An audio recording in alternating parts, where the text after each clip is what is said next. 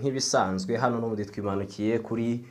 hano kubira ba Yesu cyangwa se kuri TV yacu undi nk'ibisanzwe murabizi ko tugenda dutaramana dukora promoting impano nyinshi zigiye zitandukanye. Hano rero uko twadibutse turifite shijivuga ngo umuco wacu turinde kugira ico, niyo mpamvu twatibutse basha. Timwumvishe ko twatibutse wapisha ndetse ndatibuka ndacari hejuru uri mu kirere oya kagujya kwa Bruce Melody oya ndi ku butaka aho wowe je natibutse watibutse gutatibukanye nihuzo wambaye usibye no gutibuka nashinza amampeneka none ko mumbwiye ngo mwatibutse kuko imutatibukanye nihuzo mwambaye ntariko kanchese ndatibuka uracahagaze aho ntuwaye mbona se ko mpagaze uhagaranye nihuzo zawe oya mpagaranye nanje ubwanje ihuzu zatibutse mbere yuko nje ntibuka nahanu zifite mu ntoki nahanutse nama nzikubitamo none ntahuzo wambaye je nazikubisemo nyine zaje bivuga ngo bishogetse mu ihuzo wambaye uko nguko kakwakunduza uzushogeka akabazo kanje karagira gutya cyangwa se ikibazo canje kimeze gutya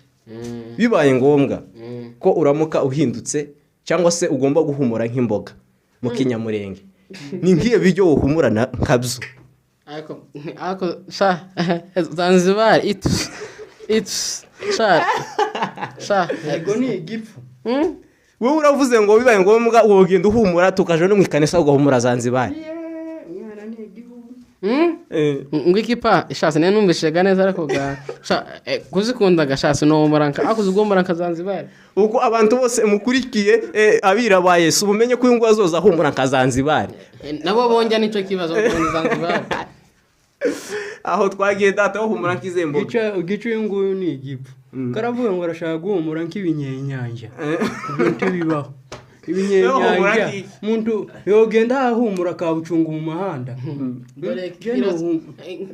niki shop ico no humura nkabyo niki sangwa ikido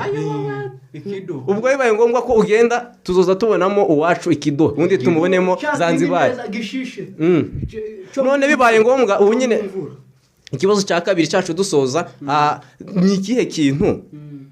ni cyangwa se ni ikihe kiribwa wahinduka wavuze ko ushobora guhinduka nka Zanzibar ni ihe ndyo none wahinduka kubaye ariko relax banze ngo banze ngiyo numve niba numve icyo hurure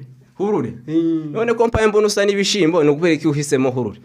nyine nifuje kubayo nje ariko no bahurure ibyo bishimbo gasimbi yo bimvange n'agatogo bazabita n'agatogo ariko byoba byiza ubaye n'igitegaga mu kajana takibazo agapfa kwa gusa hurure izimbere niyo mpamvu abitema nka hurure umva nawe ujwenga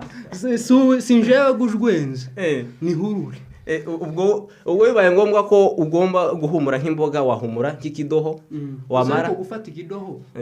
ukamirisha waragize ukaribwa nka hurure we ntubwiye hanze uzosigara data niki data ni iryo jambo nkubwiye nyine kuri data wifuza ikibona simpaye nkubona wifuza ikibuno pa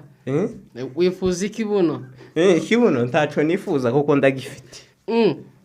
ntokongererwa oya ibyo kongeraga noro kundi bimeze Yesu aravuze ngo ufite n'uzongererwa nani ufite ico ikibuno pankubwira asha uzongererwa ikindi ico mfite kirampagisha bibaye ngombwa akagira bibiri oya bibaye ngombwa ko uhinduka izo mboga cyangwa se guhinduka ikiribwa wahinduka ikihe kiribwa jewe sha nibinyampeke bihe shanka imyumba se sha imyumba ako nundi imyumbati nimboga rwatsi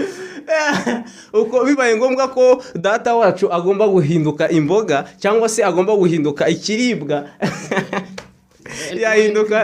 uhinduka imvange bivuze ngo abantu bose twari dufite sije ivuga ngo wowe uramutse urimo uradukurikira wahinduka izihe mboga cyangwa se ibihe biribwa cyangwa se muri make wahinduka niye mpumuro yawe. Mwari kumwe na Mox Again cyangwa se n'abandi bantu bose turi kumwe mu itsinda rigari rya Birabaye Yesu. Mu kantu gato yadusezera ni nk'akahe kantu woshishikariza abantu gukora kuri Rurenge? Njewe ico nababwira mugume muri Yesu kandi mukomeze mwitware neza muri ibihe insengero zifunze ako ganjewe zanje zora zifunguye. Nje nabwiye ngo atishanije umuntu ufite sound proof mu mutima nkagira n'ikigega n'umurinda mutima wanje ugira n'umurinda kubuza urinda umutima n'umurinda mutima umurinda ko bagazurinda izo nyubako. Nje ndabashimiye cyane bakomeze kubaka umurimo w'Imana Kanehemiya. Gahunda yacu ni gukomeza kubaka umuco wacu tukawurinda kuba ico. Niyo mpamvu uyu munsi twataramiye hano ku bantu batuzi ku Rurenge. Uyu munsi turi kuri Abira ba Yesu. Murakoze. Ciao ciao.